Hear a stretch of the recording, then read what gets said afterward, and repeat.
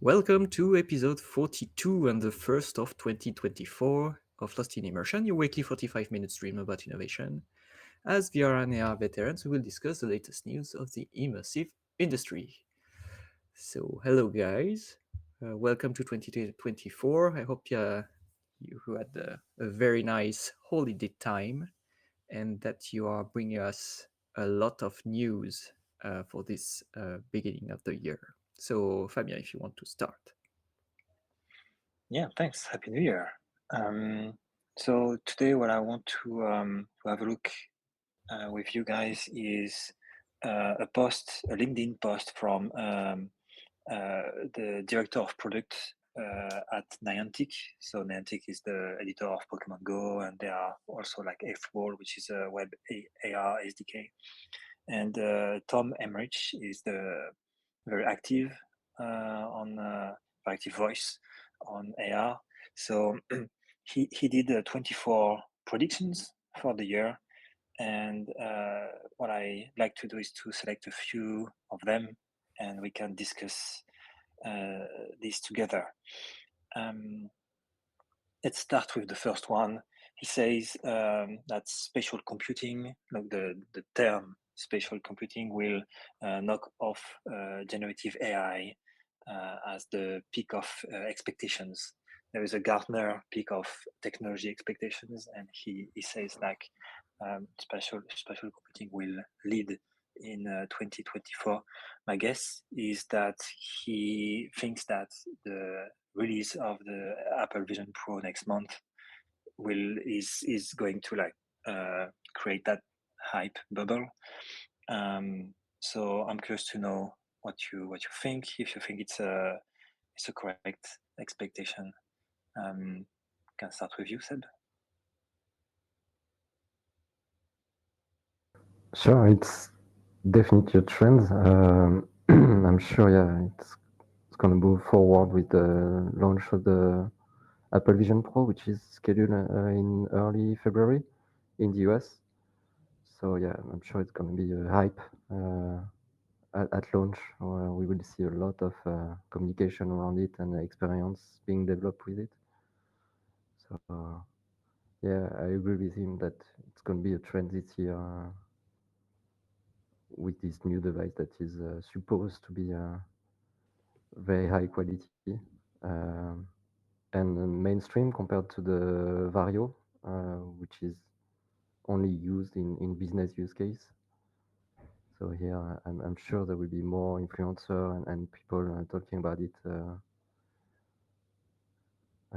on mainstream. What about you, Guillaume? Yeah, I don't know about the technology itself, but the term spatial computing is already trending like crazy right now. You can I know I think this is Seb that will be speaking about a new headset, and they are simply using the spatial computing term. So I guess we don't have to wait for the Apple Vision Pro to be released to see that effect. Uh, yeah, it's just like the metaverse back in the days. It's a buzzword that is simply completely replacing augmented reality, maybe even virtual reality, and on the side metaverse as well. So um, not I guess the prediction is easy to make because it's already the case. The biggest question is that is the Apple Vision Pro and other, because we know that Samsung also is preparing something, and Meta as well.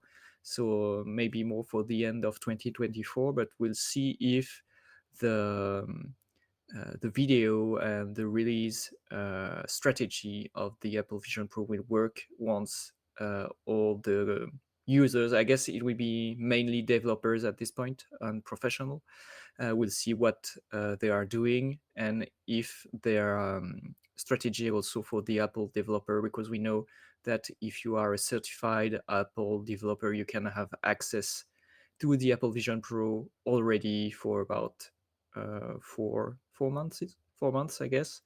and you can go to California to test your app. So we'll see if this strategy worked, and if there are a lot of application available, and if people are happy with it.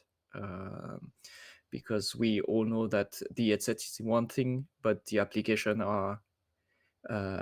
are another one, and it's a main piece of the puzzle for it to work.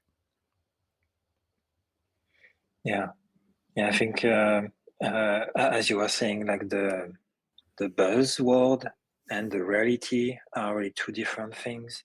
And I mean, he's doing the comparison between so generative AI as a buzz and spatial computing as a buzz.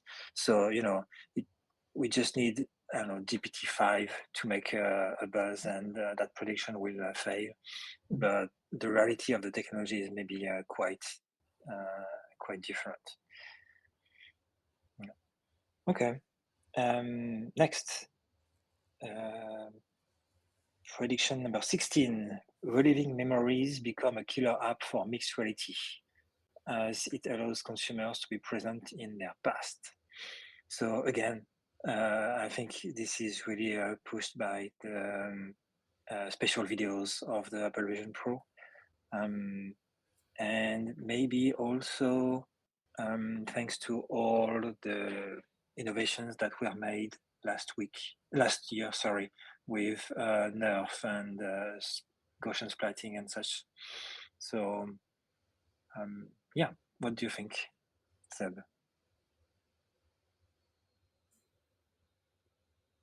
Well, I think we are talking about it since the beginning of the podcast, almost the beginning of the podcast. So that's definitely something coming, and we were saying that all the virtual environment miss 3D creation tool, easy 3D creation tool, and that's definitely coming with the new tools to generate accurate 3D model of real object. So yeah, that's also something I think will be trendy this year. And every month you can see a huge improvement in this technology, in the speed you can generate them, or the speed you can, the frame rate you can get by looking at them afterwards.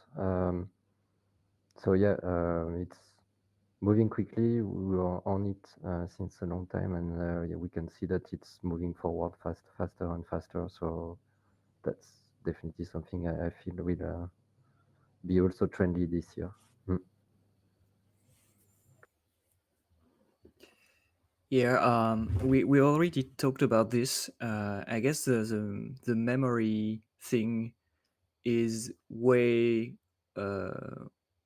wider than we think, because we talked about the fact that we can now duplicate, barely, but surely, the complete identity of someone. We saw that some company are trying to do some clones for people that passed away, so that you can still interact with them in virtual world. We know that there is a large part of the population that are willing to use this. And if we think about what you said, Seb, about the possibility for us to generate 3D very easily, and combined with Gen AI that can be impersonating someone based on a few photos or a few memories, and create a new digital of a persona of someone. We are bringing up to the table all the the digital twin of person or people. And we know that some tech companies are waiting for this to be a reality. So of course it will become something, and I think it's way bigger than we are imagining right now.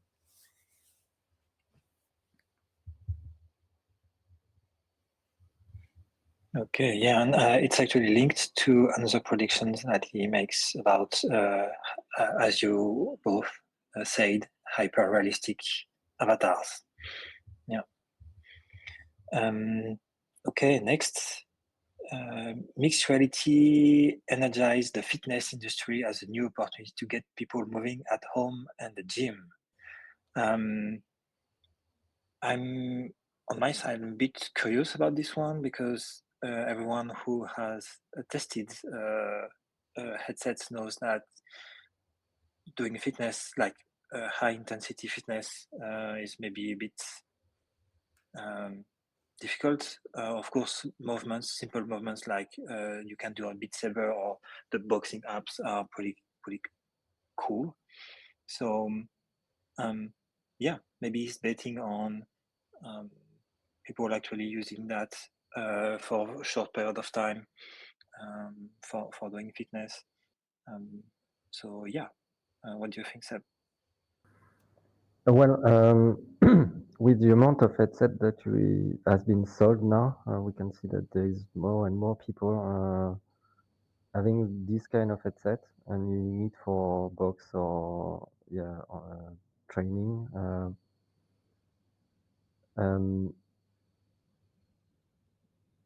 It's become, I think, a good opportunity for the reseller of bike, bike that you trainer bike that you install in your place, in your home.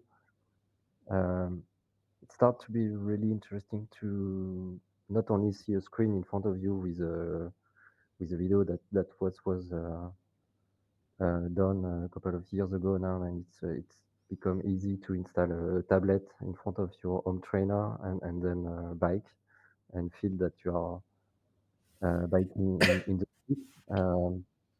With the headset now, you can be more immersed. So I think this kind of experience can be quite awesome. And maybe also it can allow to do a ride in a virtual environment that is nicer than going outside around your place. So that's interesting now. If it's gonna be trendy this year, I'm not sure. It's really a matter of having hardware and stuff connected to the headset to really do a physical training that is meaningful. Um, for me, that what is missing right now is the interesting stuff to do on your home trainer wearing the headset. Um, that's what can simulate a real experience. So that's really what will make me wear an headset to do physical training.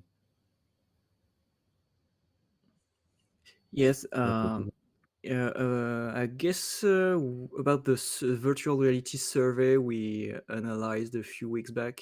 I guess training and self, not healthcare, but yeah, about all the coaching and sports at home application. That's the third application in VR right now, so it's already something that is noticeable. Um, I guess once again, maybe Niantic as they have more information than we have, because we know that there was a rumor about Apple making the whole health and sports something big for their Apple Vision Pro. We didn't see that much during their presentation, but I guess they are working hard to make something with this. And obviously, if the Apple Vision Pro and Apple is doing something that is successful on the sports side, I guess would be a success, of course, because we know that Apple is not into games.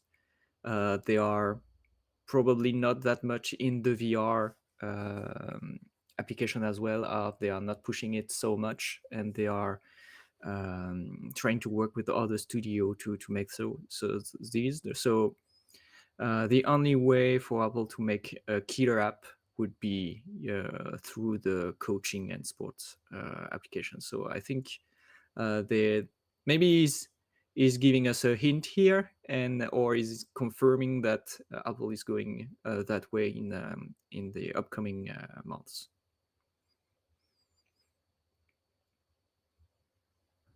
See, yeah. Okay, so thanks. There are many more, so 24 in total predictions. So we put the link in the show notes so you can have a look. But yeah, that was a fun one. All right. On my side, I wanted to talk about the first announcement that has been made for us at CES about mixed reality headset. The first thing that was announced is the new chipset from Qualcomm, the XR2 Plus Gen 2, which allow to have more cameras to track the eyes of the user and the face of the user, mainly. That's the improvement, and also increase the quality and the amount of pixel you can display at a time. And the first announcement was from Sony. Um, it's the uh, I don't know if they released a name for their headset, but they're talking about spatial content creation around the headset. And the way they design it, it's quite interesting in terms of how they design the controllers. Because the controllers, when you are wearing it, you have like this point. I don't know if we saw my mouse on the screen, but this part of the controller is like an index that you can point and have a precise things happens at the end point of the controller. And like here, we can see how the user is handling the controller. So it's really different from what exists out there right now. And they are focusing only on business use case for this headset. So quite interesting to see Sony moving forward in this market and maybe improving a lot what they did with the VR2, their headset for the PS5, which is not selling that much apparently. So yeah, it's interesting to see that they are going in another direction, like all the other player, going back to business use case with an headset that is more expensive than the PSVR2. And yeah, it's interesting to see that they are going in another direction, although the way the headset is done is really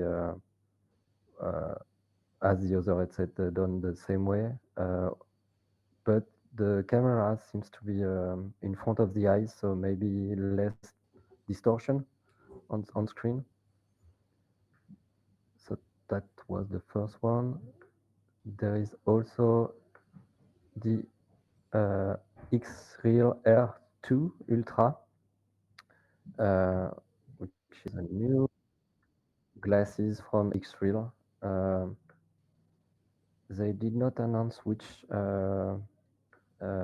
processor they are using in this one, but it's supposed to be at $700. So, and they are talking about a competitor to the Vision Pro, which seems weird for me because it seems like it's really a small glasses.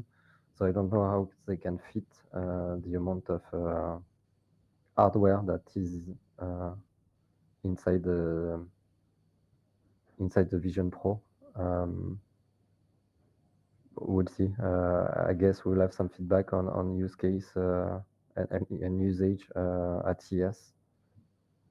And the last one is from Phantom Technology, which the headset is called Cassie, and they are talking about a headset only for AI, mostly spatial AI assistant to help you, I guess, with business use case too, on detecting object and guiding you on what to do wearing the glasses.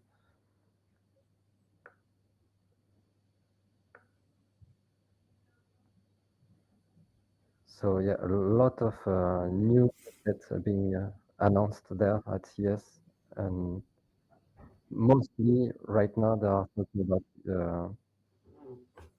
real use case.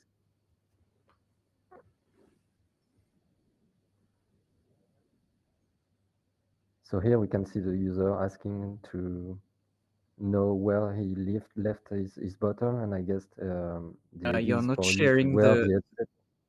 you're not Sorry, sharing the right window. Yeah. right, sorry. So yeah, I was saying here we see a user wearing the headset and asking for the where he left his bottle in the room, and so the headset is guiding the user to where he last saw the bottle. So it's kind of a set understanding what you do at any time, any point of, and guiding you, and you can ask a question directly to the AI, so it can reply to you, and you can be guided in doing some interaction with the real world. So we talked already about adding AI to the mixed reality experiences, and now it's coming. So yeah, I guess we'll be really interested in seeing how it looks inside the headset. What is your field of view, and how fast the AI reply to your question. So yeah, Fabien, I don't know what you think about do that set. Yeah, there are many very interesting things. First is if we look at the big tech players, I think they now all have either released headset or announced headsets.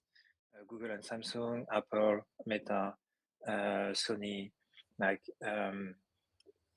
it's definitely something that is on their mind of all the big tech players. What is interesting also on the Sony one is they seem to have, I don't know, Sabi, if you have more details about that. They seem to have a ring that you wear, so it's really interesting to see the. I don't want to say innovation, but yeah, let's say the innovation that they provide on the controller part, and how they will use how this will be used. So yeah, very interesting.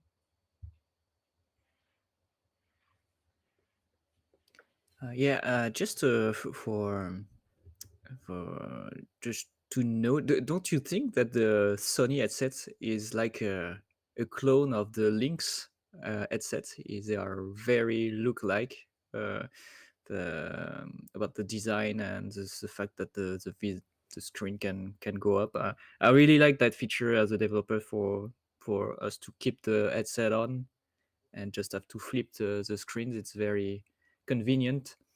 But yeah, it really looks like a Lynx knockoff. So very interesting to see that their design is used. But I'm very curious to see the XR capability of this headset and about the lenses they are using. So we'll see that. Very interesting also to see that Sony is finally coming to the professional side. I think this is a first for the VR, AR, and mixed reality side. So maybe something as well as previously. Maybe they have more hints about the market and what is going on, or maybe they will push this spatial computing because this is how they are presenting it. So maybe they are feeling that Apple is leading the way very obviously towards the spatial computing side, and maybe we are simply reliving the 2015 2016 era where all the manufacturers are doing VR headsets because it's a trend and they are not doing much about the applications. So we'll see if this time it's the good one. And very interesting to see that everyone is working this way. And finally, about the AI glasses, of course it's great, but once again about privacy and what it's analyzed. They are just scanning your whole environment in real time and I guess gathering data as well. So it's very interesting to see the use case of this device. Not sure that the hardware part will be the final form of it. but the software one is quite interesting. And we know that companies that are doing both software and hardware usually are not making it that far and just losing one side at some point. They have to make a choice because it's too hard to make the both at the make hardware and software at the same time. So we'll see which side they'll be choosing. Because regarding all the competitors on the smart glasses or AR glasses, I guess they would be doing the software one. So we'll see.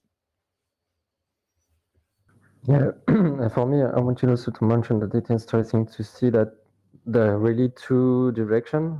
We were thinking that everyone will go to pass-through technology using cameras to really display that inside the screen, inside the headset. But actually, see-through is still something coming. So that's interesting to see that it's not it's not out of the way, because I still think that right now the cameras are not providing a really good in video quality inside the headset, specifically in dark environment where glasses with see-through, it's working perfectly.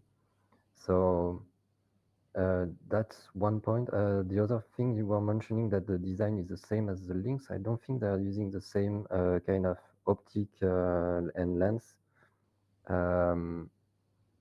because the one used in Lynx has been bought by Apple. So now they are owning the technology. Lynx can still use it, but I don't think Yeah, other but companies.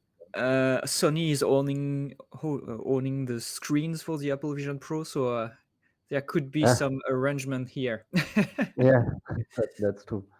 But yeah, I wanted to mention again the fact that Sony is going another direction with the controller. So I think that's an interesting direction. Needs to be tested, of course, but the fact that you have one controller with like a finger, a precise location at the end of the fingertip of the controller, and a ring on the other side, you can maybe have some interesting interaction there. If also you have the hand tracking, yeah, that really can be interesting to see other usage.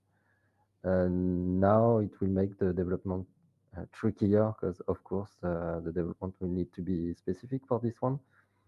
So we'll see how it goes and how useful it is to have this kind of controllers instead of the standard one.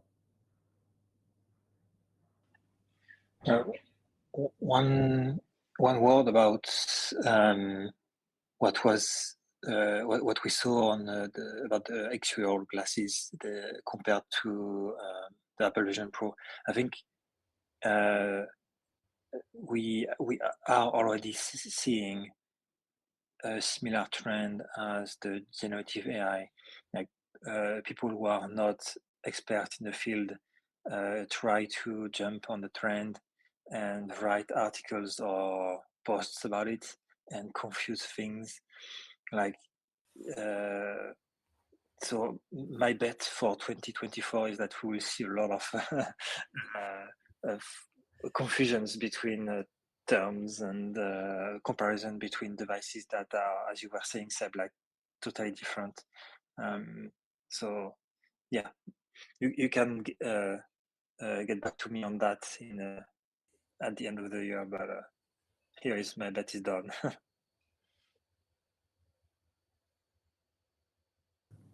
Thanks, and I think that's it on that subject. If you want to move forward again. Yeah, just to add, did you see that the Apple Vision Pro will be delivered with a special head strap that is going on the top of your head? So the first thing is that it is offered, which is very rare for Apple to include something. So if they are including it, it should be necessary for the headsets, I guess. So it confirms that the weight or the weight distribution of the headset is not that good. So they had to add this head strap for people to be using the headset. So very interesting to see that. So about my topic, I just want to speak once again about Gaussian splatting and what is going on in this whole field, because now I guess we can talk about the Gaussian splatting field. It's just not one algorithm, it's a whole ecosystem of research. So the latest project is LangSplat, and the idea here is to be able to create a segmentation of the Gaussian splatting cloud and make it very, very accurate compared to the ancient methods. So it's very interesting to see that even if a point cloud like that is the Gaussian splatting, you can act like it is a real mesh and generate this kind of 3D segmentation. So I guess the next step here is to add some artificial intelligence uh, to make the AI recognize what kind of 3D object you're working with. So the whole project is available right now on GitHub. So I didn't try it because it was published like a few days ago. I didn't have the chance to try that, but it sounds very interesting. But it's once again it's a first step towards what we talked earlier of the global generalization of the 3D scan and 3D generation, help with AI and this kind of segmentation. We know that I guess this is Luma AI. They are very strong on the Gaussian splatting part as well, and they are already proposing 3D segmentation of Gaussian splatting. So I don't know if they are using something like this or if they will be upgrading to this technology. But once you've scanned some object with Gaussian splatting, they are able to do the segmentation, extract only the object. So very interesting to see that company, not also researchers, company are using those technology to provide new ways of 3D scan and generate 3D content very, very fast and very efficiently.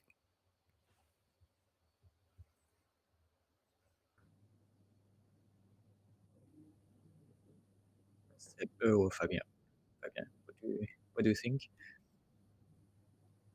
On my side, I wonder what would be the use case, because if it's done afterwards, because Gaussian splatting is not in real time,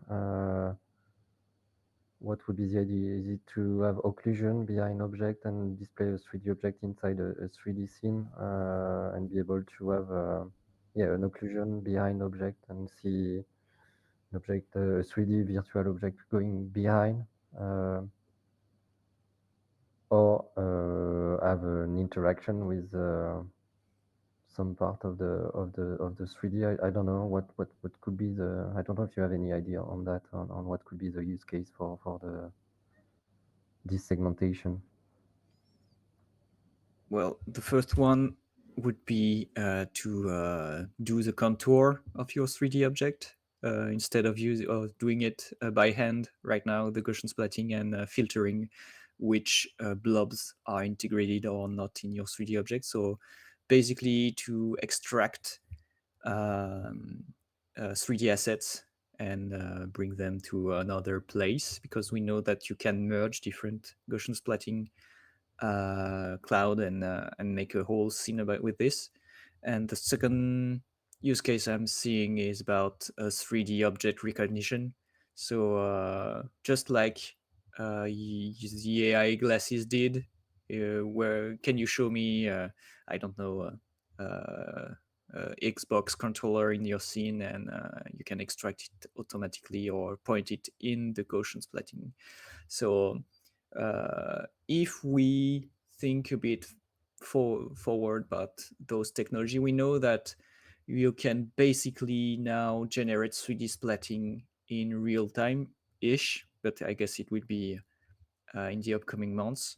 So you can add this on top of the 3D Gaussian splatting generation and add all this 3D knowledge, well, or analysis of your environment. So it would be very interesting. But yeah, we are far away from this perfect solution because it's still very demanding in GPU power. So it's a futuristic view, but yeah, we can see what this is basically what we are doing right now with 2D segmentation that can be applied now to 3D in an efficient way.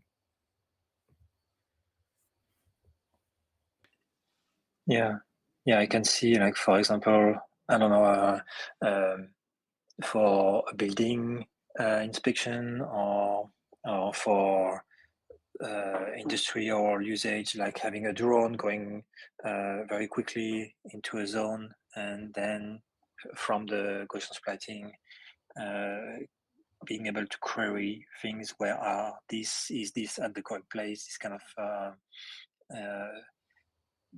queries that might be more efficient in a 3D world than in a 2D world. It's very interesting to see how fast, as you were saying, how fast these technologies are progressing, and how accurate they seems to be. Like if we look at the screen that you are currently sharing, it's pretty impressive. Yeah, it's a use of all the algorithm in 2D segmentation that have been used for years now, and they are all putting those together applied to 3D. So very very interesting to see the reuse or the use of older algorithm and put them with the new technologies and see what they can do with the 3D scan and 3D generation.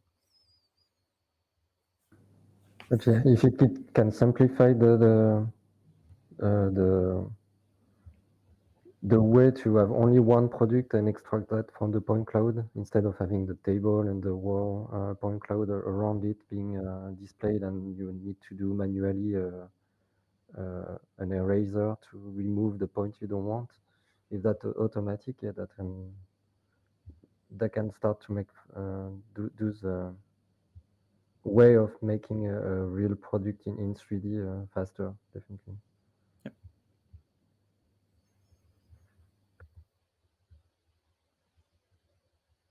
Okay, so do you have anything more to add for this 2-day episode? So I guess the CES is going on, so we should probably have more news next week. So keep you posted. And so this is a wrap up for today. I thank you guys for this first episode of 2024, and see you guys next week for the next one. Thank you guys. Thank you. Bye. See you.